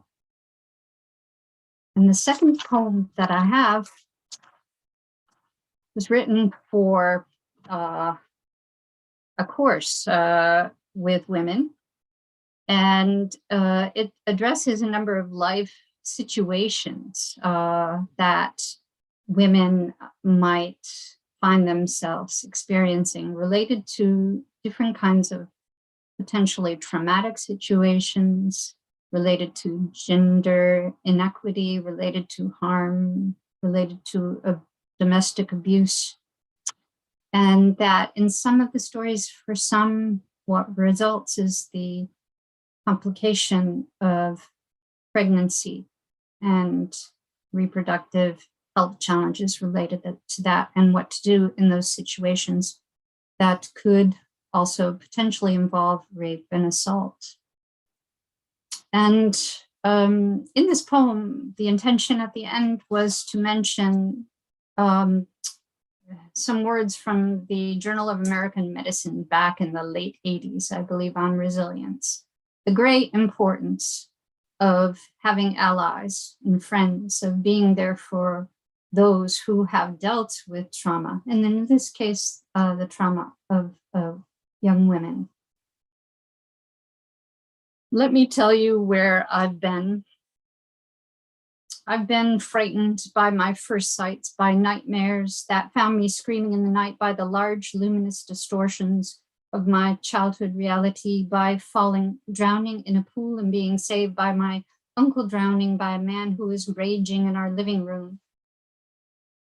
We as children standing saying nothing, what could we say? By the burned in image of a woman hanging by a rope in our living room when I was 3, on our TV, by a man who once brought a rope to our door, watching me watch TV.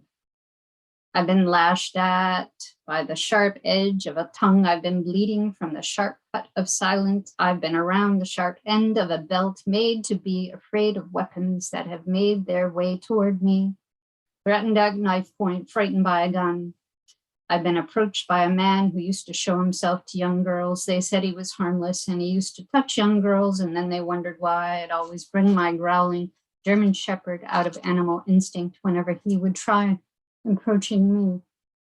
I've been where men have been placed on a pedestal, perched on the aching back of some woman that I've loved. I've been where women have committed themselves with their vows, their lives, their blood, and lost count of their blood, their days, themselves, until they finally lost themselves and had to have themselves committed. I've been screamed at by someone who told me he wanted to spend the rest of his life living with me, having some kids even before he screeched out of my driveway and my life in the middle of the night at 18.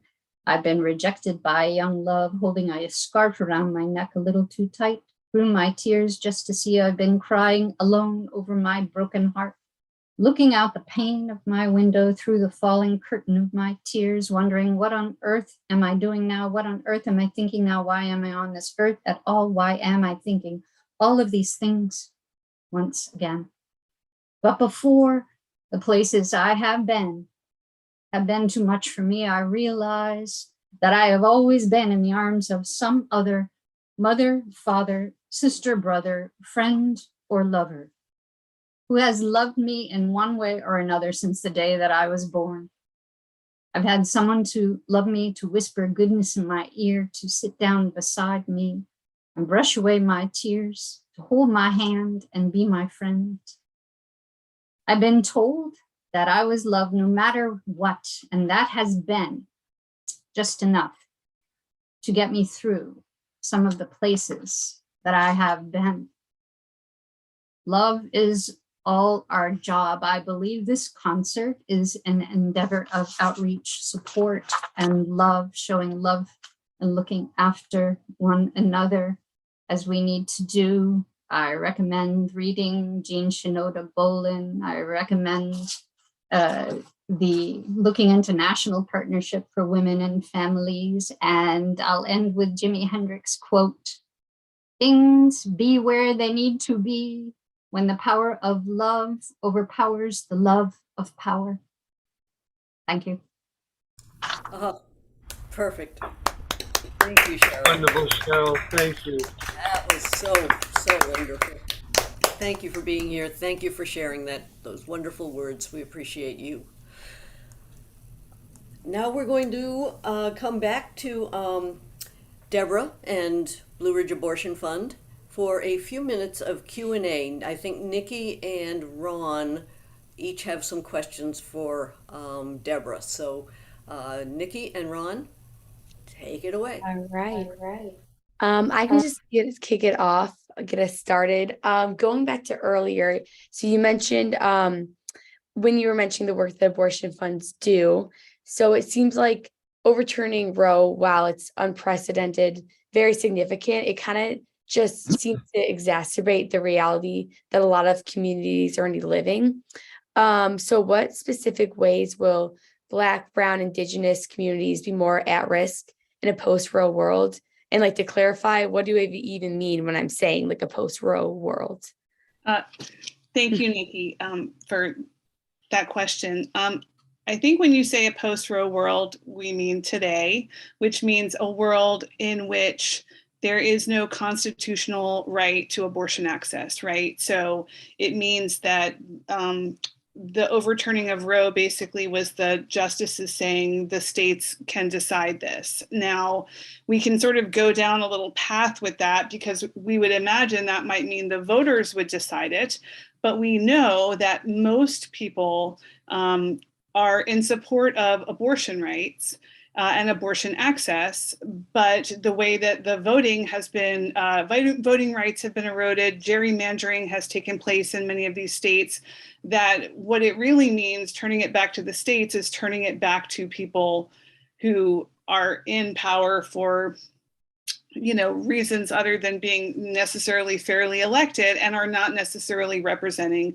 the will of the people. So I think the first part of your question is really around already marginalized communities and the things that they have been facing over time in Mississippi and Alabama and Texas since last September, you know, in a lot of states is now being faced by lots of other people too, right? But these marginalized communities will continue to bear the brunt of that really discrimination based on their ability to pay for healthcare and their ability to take care of their families, right? Because the idea of abortion access is really, you know, we use the word choice, but as my ED says, it's really a decision, and it's hard to make a decision when you don't really have equal weights in both hands, right? Like many communities don't have sustainable access to healthcare, to childcare, to education, to employment. So the idea that you get to make some kind of autonomous decision about whether or not, or choice to whether or not to continue a pregnancy, is really difficult for many folks. And it's not really an equal, all things being equal, right? So I think that's what we're going to continue to see, as well as what the district attorney from Fairfax spoke about, which is the over-policing of people's bodies, and really the way that data can be collected now and tracked, and the way the internet is being used is incredibly risky for many, many people. And I'll remind you that lots of people are putting on their "I will aid and abet abortion" t-shirts and showing up on social media. And you know, the really creepy thing is that that's how a lot of folks from the January 6th insurrection were found, right? They went on social media, they found people who had posted things. So I don't trust that that is not exactly what could happen to all of us. So being really careful about how we are, I want us to talk about abortion. I don't know if we need to talk publicly about breaking laws or about sort of all by any means necessary. We need to be smart to be able to continue to do this work. I hope that answered your question. Yes, thank you so much for diving into that. Sure. It seems like saying post-Roe, it has so many implications beyond the right to an abortion. So thank you for really unpacking that. If you don't mind, Ron, just because this question almost relates. Go ahead, go. Talking about. So coming up, so who should I vote for in November? Like moving forward, what types of political actors should I be paying attention to? Who has like the biggest stakes in the politics of abortion, so I can kind of make the most, or all of us make the most informed decision when it comes to voting? Well, that's a great question. We can't tell people who to vote for as a 501c3. I can certainly encourage everyone to vote, and I could say look for politicians and candidates who are talking about abortion, and they're not sort of doing a cagey walk about just sort of like women's health, who are really willing to say, I'm taking a stand for abortion access. I'm taking a stand for abortion as a human right. I will uplift CC, you know, making sure that we are talking about this as a right for all people who have the capacity to become pregnant, for all humans. Like abortion affects everyone, right? As W. Kamau Bell said in his really interesting PSA, if you're a man and you've, don't have children, it's due to abortion or birth control if you've had sex, right? So abortion really benefits everyone in a community. So I want to remember that. So yeah, I think ask candidates, ask those questions. I think that's really, really important. And consider, making sure you're involved in local elections, because a lot of these really local politics start to work their way out. But we can make a difference. Cities are having, taking a stand around in that city that abortion is available. So, do things on your local level. And yeah, ask folks about how they stand on abortion access. Don't let them squirrel away from that. Yeah, thank you for reminding us to be blunt and to really address it, because you're right. It does seem like abortion access is always the discourse around it is always kind of clouded by this air of respectability politics. Politicians seem so comfortable tying their ties and giving interviews, and yet it falls on abortion funds like Blue Ridge to be doing the actual work and actually connecting these communities to the reproductive care that they need. So going off of that, do you have any tips and tricks on how to discuss abortion around friends and family, how to talk with peers to kind of challenge that culture of negligence that surrounds abortion access? Yeah, thank you, Nikki. I think I appreciate that it can, for some people, not me anymore, it can be a tender subject, but I think the more we can normalize abortion and not buy into the stigma that the anti-abortion folks have used as a wedge, right?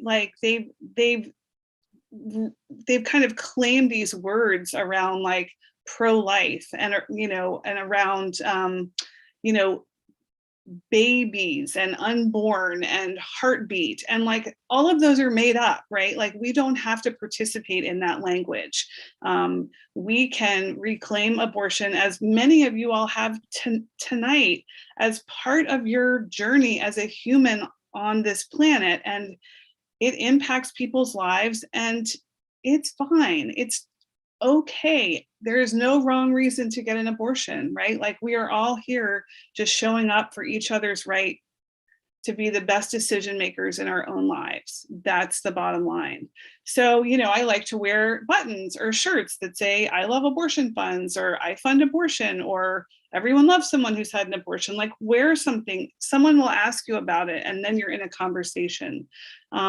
You can tell your story if that feels comfortable, but you don't have to. But I think, we encourage people to be public about your support of this abortion fund or any abortion fund. Post it on your social media, email your friends about it, ask them to join you, and have respectful conversations, and try not to get caught up in the rhetoric that the other side often likes to use, that's guilty and shamey and really just cruel. Thank you. That is great advice for sure. And I will look for sure to find my own pins. I'm inspired. So I'll send you one. Yeah, thank you. I'll let you know. Ron, any questions from you?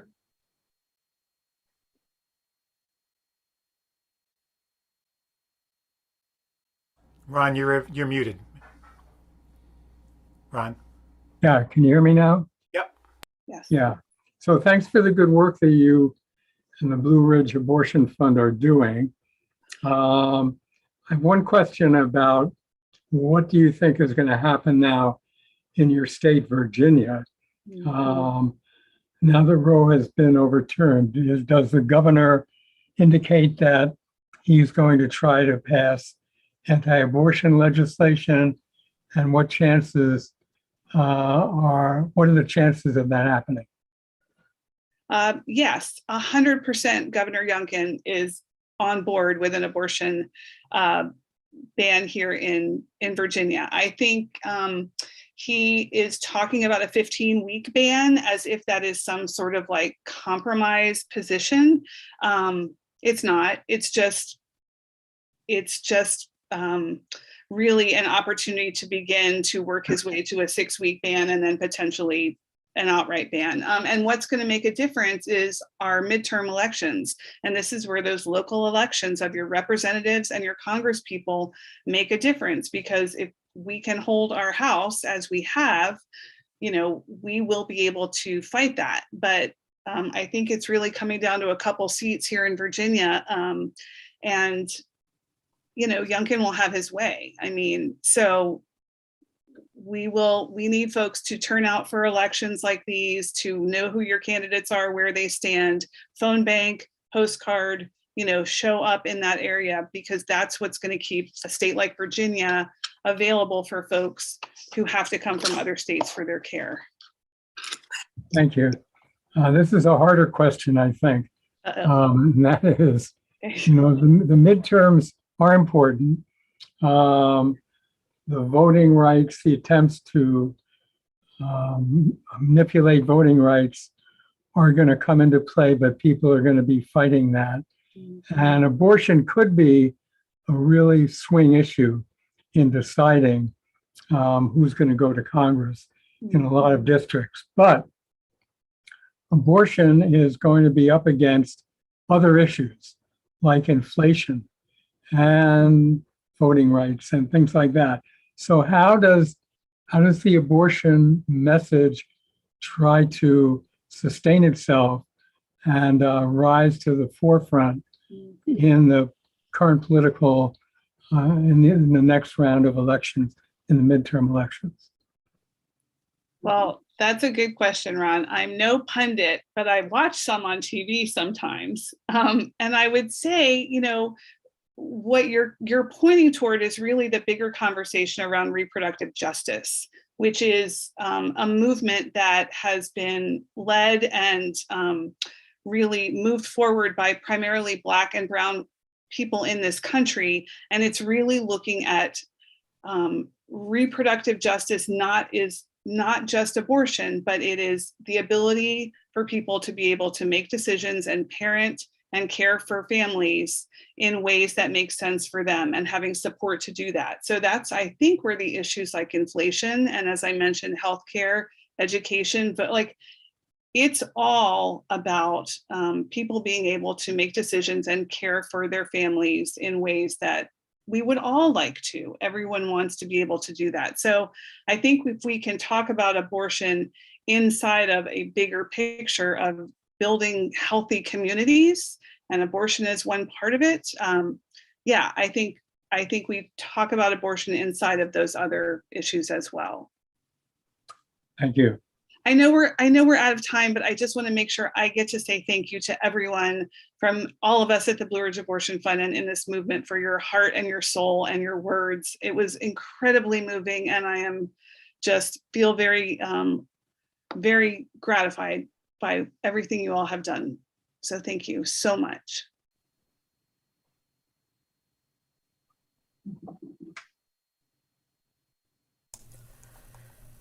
Deborah, thank you so much for being here, sharing your thoughts, for all the great work that you do at Blue Ridge Abortion Fund.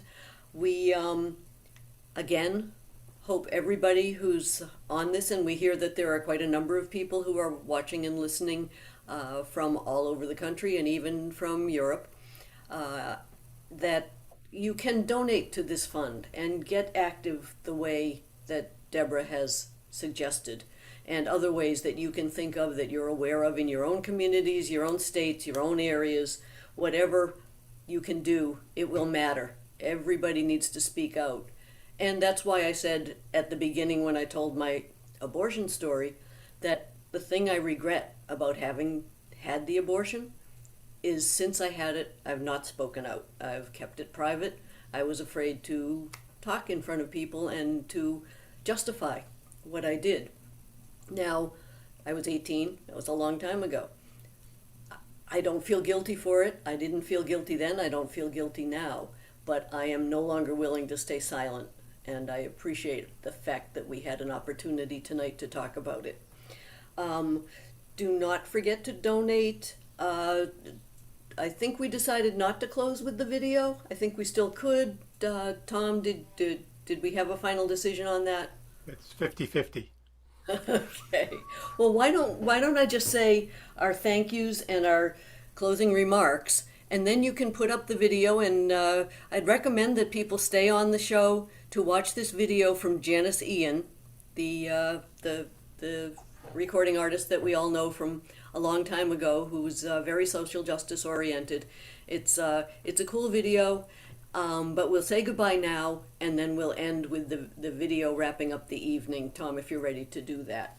So, thank you to everybody, to all our performers for sharing your time, your talent, your passion, your great words, and your wonderful music. We really appreciate you.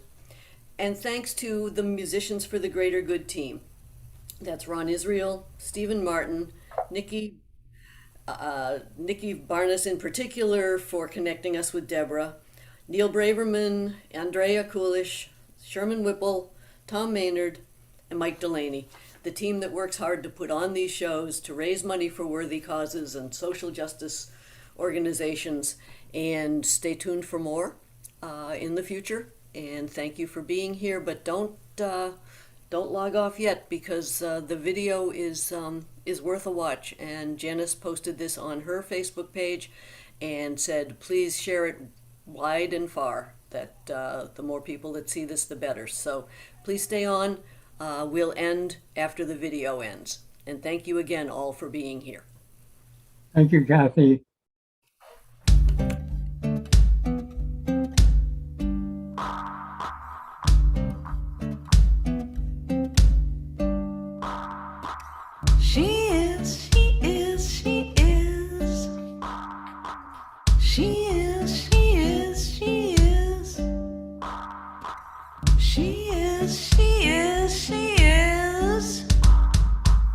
Too short, too fat, too skinny, too tall, too plain, too pretty, too hot, too wet, too sticky, too picky. Oh, what an ugly girl. Oh, what an ugly girl.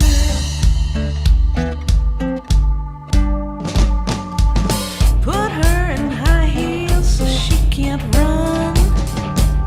Carve out between her legs so she can't come. Get her a dress for easy access. Tell everybody that she's just like all the rest. How long, too long, how long?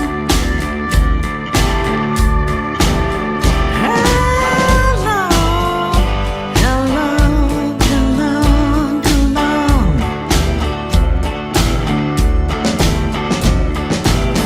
Tell me I'm ugly, so I'll buy your crap.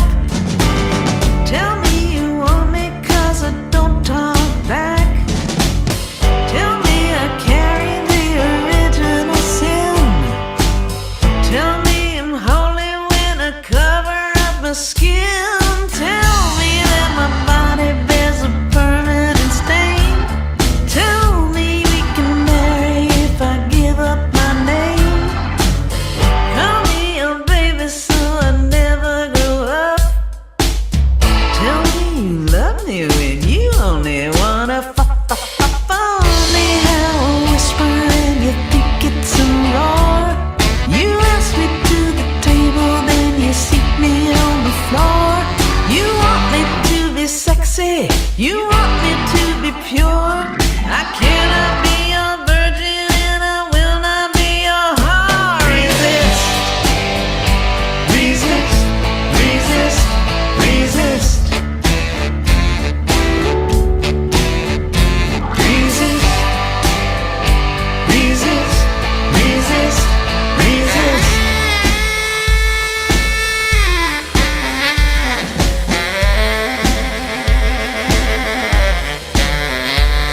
It's a fun kind of thing when you sing a little song and you get a couple people to sing along. It's the power of community.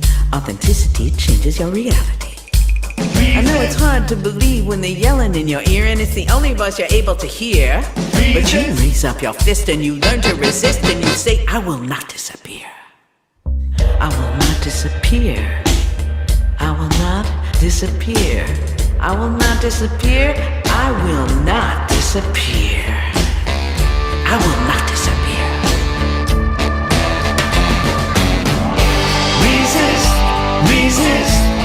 resist, resist.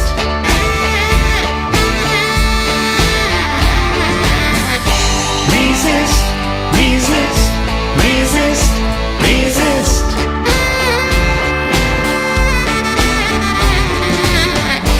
Resist, resist, resist, resist, resist, resist, resist, resist.